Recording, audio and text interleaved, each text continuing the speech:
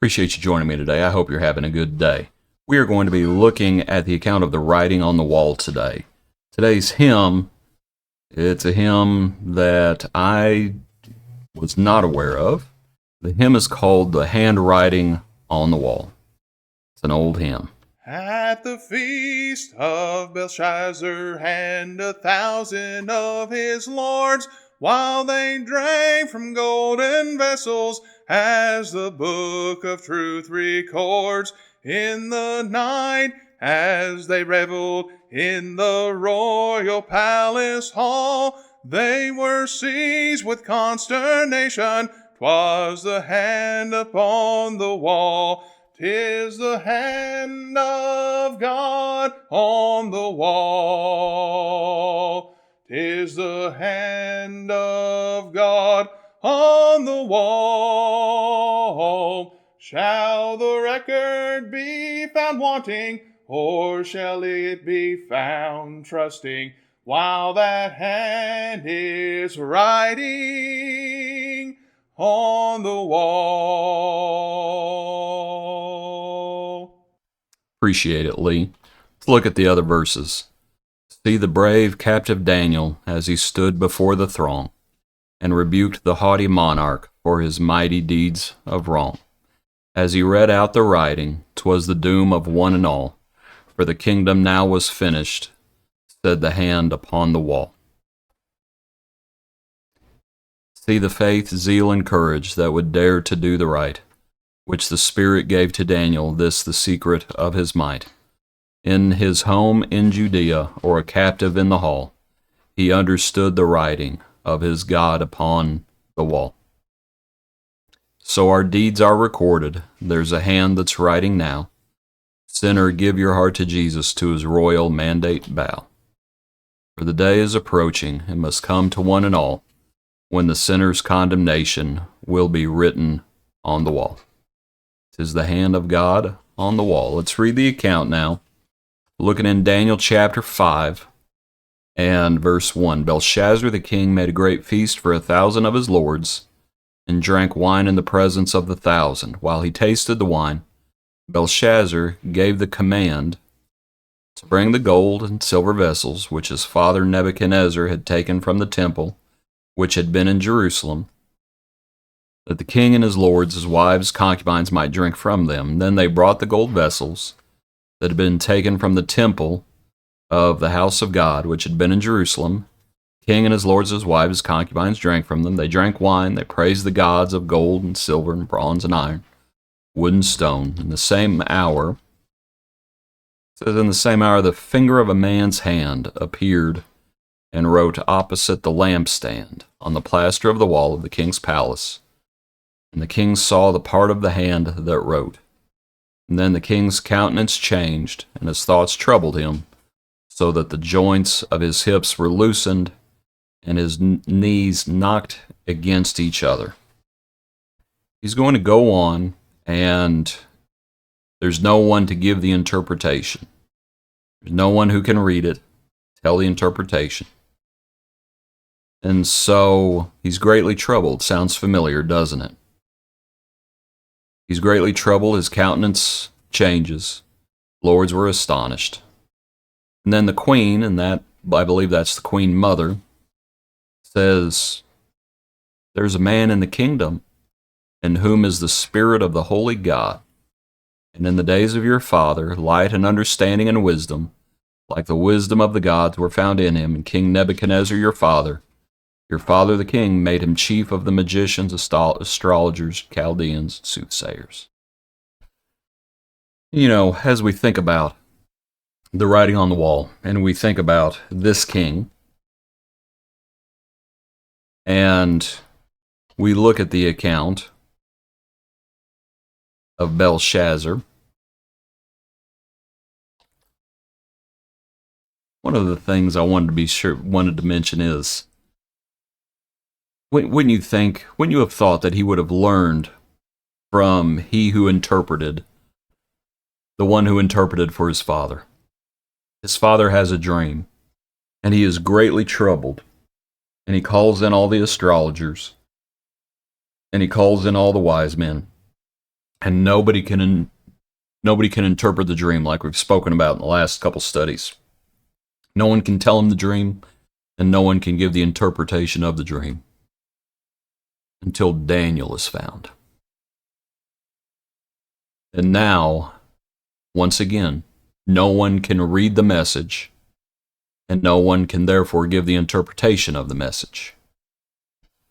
Wouldn't you have thought that he would have learned from the one who interpreted for his father? Read on. Daniel's brought before the king. Daniel answers after the king offers him to be clothed with purple and a chain of gold. Daniel answers and says, "Let your gifts be for yourself, and give your rewards to another. Yet I will read the writing to the king, and make known to him the interpretation. O king, the Most High God gave Nebuchadnezzar your father a kingdom, majesty, glory, and honor. Because of the majesty that he gave him, all peoples, nations, and languages trembled and feared before him. Whomever he wished, he executed. Whomever he wished, he kept alive. Whomever he wished, he set up, and whomever he wished, he put down. But when his heart was lifted up, and his spirit was hardened in pride, he was deposed from his kingly throne, and they took his glory from him. Then he was driven from the sons of men. His heart was made like the beasts, and his dwelling was with the wild donkeys. They fed him with grass like oxen, and his body was wet with the dew of heaven, till he knew that the Most High God rules in the kingdoms of men, and appoints it over whomever he chooses. But you, his son, Belshazzar, have not humbled your heart, although you knew all this." And that's the kicker. Although you knew all this. Wouldn't you have thought that he would have learned something, that he would have learned anything from what happened to others, even his own father? Would you not have thought that he would have turned to Daniel when the message appears first? But wouldn't you have thought that before that, Nebuchadnezzar comes to recognize the God of Israel, but not a son? This, Daniel says, you knew these things happened to your father.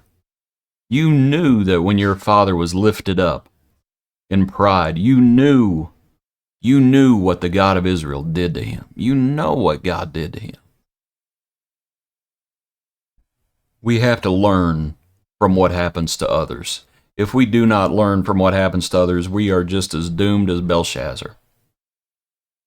That's the bottom line. And for now, and you might think about, you knew all this. He knew that Nebuchadnezzar had been driven from the sons of men. And he probably knew about that dream. That dream that's recorded. That dream was recorded.